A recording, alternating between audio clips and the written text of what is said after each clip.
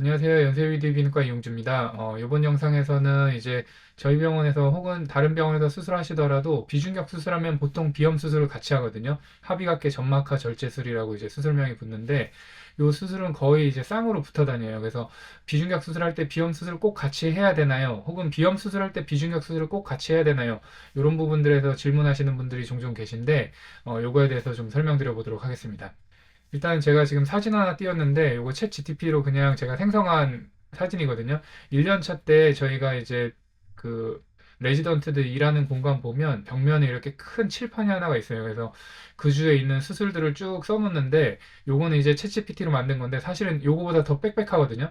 근데 요 이제 수술 스케줄들을 쭉 보면 여기서 많이 있었던 수술 중에 하나가 빈도가 높은 수술 중에 하나가 septo at 콩코예요.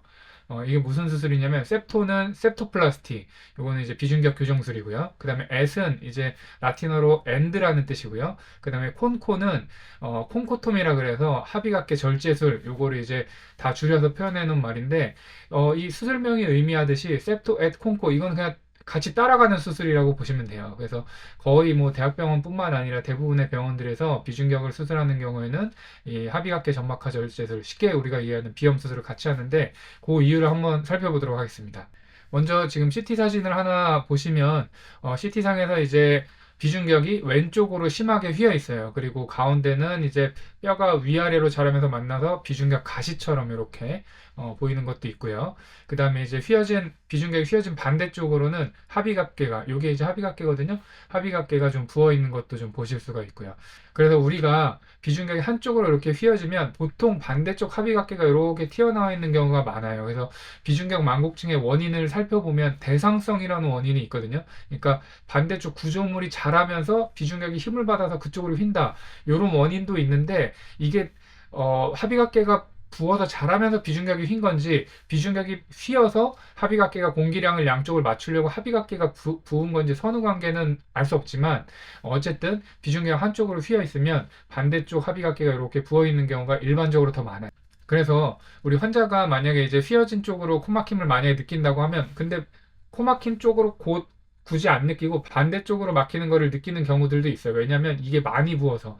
그래서 어쨌든 간 비중격을 가운데로 바로 잡으려면 이 부어있는 합의각계가 옆으로 가주고 조직의 사이즈가 좀 맞아져야 되기 때문에 요 합의각계 점막하 절제술 요걸 좀 같이 해줘야 돼요. 그래서 비중격 교정술에서 합의각계 점막하 절제술은 거의 대부분 같이 가는 수술이다. 이유가 그렇게 된다고 알고 계시면 될 것 같아요.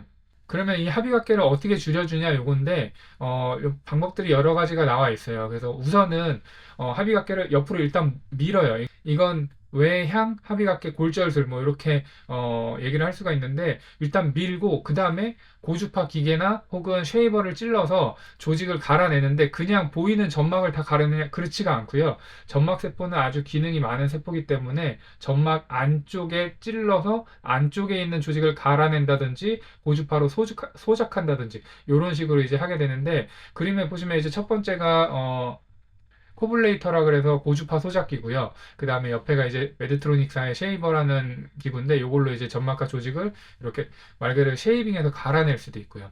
요거 말고도 올림푸스사에서 실론이라는 고주파 기계도 나오고 요즘에는 이제 냉동 치료도 시행을 하고 있는데 그건 이제 병원마다 조금 차이가 있는데 거의 뭐 냉동 치료는 뭐 이제 최근에 신으로 기술로 나온 거고 고주파 기계는 코블레이터나 뭐 실론이 거의 효과는 동일합니다. 그래서 뭐 그거는 병원마다 조금 차이가 있을 수는 있습니다.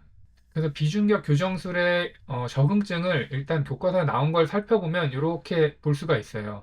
표에 나온 거 보실 수가 있는데, 보여드리는 이 표의 적응증을 보시면 우리가 비중격 때문에 코 막히는 것 말고도 다양한 이유로 비중격 교정술을 시행하는 것을 아실 수가 있는데, 뭐 코피가 한쪽에 계속 바람이 때려서 여기서 이제 코피가 난다던가, 혹은 뭐 심한 경우에는 극단적인 경우죠. 사실은 드문 경우인데 뇌하수체 종양이 있어서 비중격을 열고 들어가야 되는 경우나 뭐 이런 경우에도 시행을 하는데, 어쨌든 코막힘 말고도 다양한 비중격 교정술을 시행을 하기도 하지만 코막힘 때문에 비중격 교정술을 시행을 하게 된다? 그러면 당연히 얘도 합의각계도 같이 줄여주는 시술을 보통 같이 하게 되는데, 근데 만약에 진짜 흔치는 않겠지만 비중격은 휘어있는데 합의각계가 너무 양쪽 다 작고 대칭이 맞는다, 그런 경우에는 당연히 합의각계를 건들지 않습니다. 제일 대표적으로 어떤 경우냐면, 이게 우리가 비중격이랑 비염 수술을 했는데 비염 수술 너무 심하게 돼 있어서 빈코 증후군이 올까 말까 할 정도로 비염 수술을 그 전에 심하게 해놓고 비중격은 덜 펴 있는 상태.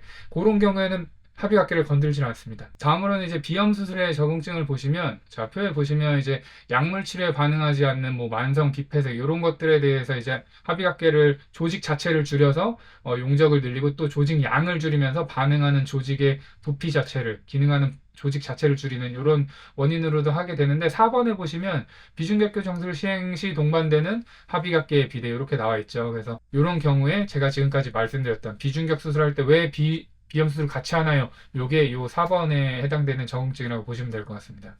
그러면은 비중격 수술할 때 비염 수술은 거의 대부분 하는데, 그럼 비염 수술할 때는 비중격도 무조건 해야 되나요? 그렇지는 않아요. 우리가 아까 제가 칠판 보여드렸잖아요. 예전에 1년차 때 칠판 다시 보면 septo at 콩코는 많은데 septoplasty 이렇게 콩코 없이 septoplasty 비중격만 하는 거는 극히 드물어요. 1년에 한 번 볼까 말까인데, 콩코토미 보통은 이제 요거 비염 수술만 할 때는 콩코라고 안 쓰고 터비노라고 써요. 터비노 플라스틱 똑같은 거의 비슷한 용어거든요.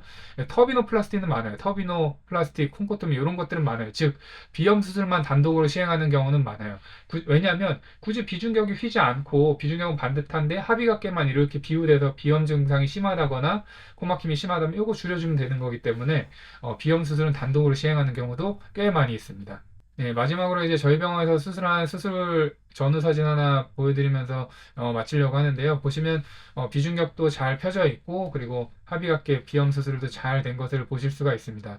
저희 병원은 이제 기능코 성형을 많이 하기 때문에 사실 비염 수술 같은 경우는 아주 간단하게 시행을 하고 있고, 비중격 교정술 같은 경우는 그냥 단순하게 지금 제가 사진에 보여드리는 이런 단순한 비중격 교정술은 그냥 뒤에 있는 거 제거하면 쉽게 펴지는 경우이기 때문에 단순한 케이스인데, 사실 전방 비중격이나 상방 비중격 이런 고난도 비중격 망곡증이 있고 비중격을 재건해야 되는 경우도 많이 있거든요. 그래서 저희는 고난도 비중격 수술이나 뭐 비염 수술 이런 거를 많이 하고 있기 때문에 수술 결과는 저희가 정확하게 비중격을 펴드리고 그리고 합의각계는 정확히 줄여드린다고 자신하고 말씀드릴 수가 있습니다. 혹시 최근에 이제 환자기로 비염 환자분들이 많이 늘고 계신데 수술적인 치료나 이런 거 고민하시는 경우라면 꼭 한번 문의 주시기 바랍니다. 감사합니다.